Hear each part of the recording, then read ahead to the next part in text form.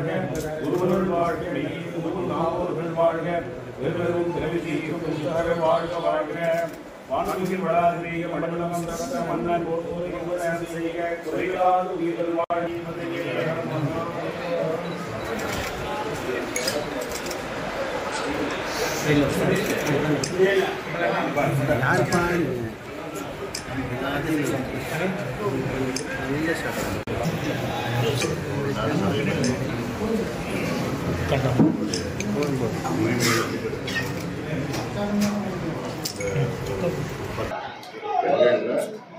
பெண்களுக்கு வந்து வீட்டுக்கு உள்ளேயும் வெளியிலையும் வீதியிலையும் வன்முறை இல்லாத ஒரு சூழலுக்கு வாழ்கின்ற உரிமை.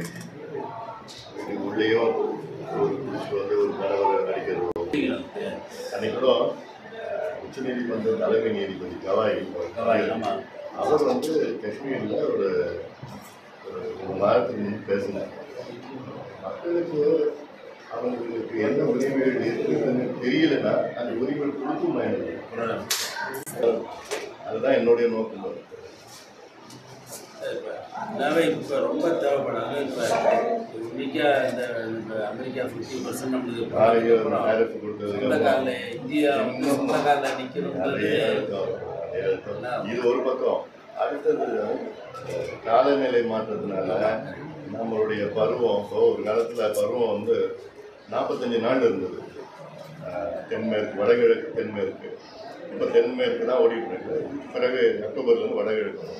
இது ரெண்டும் சேர்த்தா 45 நாள் மழை பெய்யும். இந்த பருவம் வந்து கிட்டத்தட்ட 6 மாதம் இருக்கும் இந்தியா முழுவதும். ஆனால் மழை பெய்கிற நாள் வந்து 45 நாள் மழை பெய்யும். இப்போ என்னன்னா 30 நாளில் மழை பெய்யும். 45 நாள் பெய்ந்த மழை வந்து தமிழ்நாட்டில் சராசரியாக 90 மில்லிமீட்டர் பெஞ்சது. 30 நாளில் பெய்கிற மழை தமிழ்நாட்டில் சராசரி 950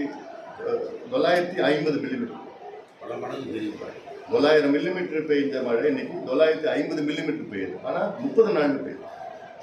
அப்போ அதை தேக்கி வைக்கிறதுக்கு இடம் இல்லை. நமக்கு ஏரிகள் இல்லை. ஏரியெல்லாம் சூழ்ந்து போயிடுச்சு, ஆக்கிரமிப்பு வந்துடுச்சு. மழை நிறையா இருக்குது. நமக்கு இயற்கை நமக்கு நிறைய மறக்கும். ஆனால் அதை சேமித்து சேமிக்கிறதுக்கு நமக்கு இந்த அளவுக்கு நம்ம திட்டங்கள் இல்லை. இதெல்லாம் நம்மளுடைய உரிமை. இதை வச்சு தான் விவசாயத்தை நம்பி தான் நம்ம இருக்கிறோம். ஆற்றுல தடுப்பணை கட்டணும், ஏரியை தூர்வாரணும்.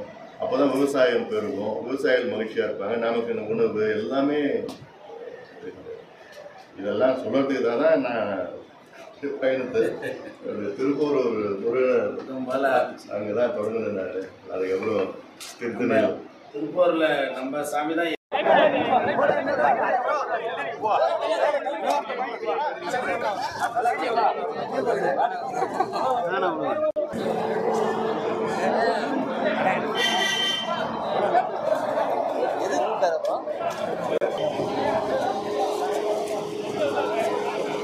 வேற தனியாக வாங்கி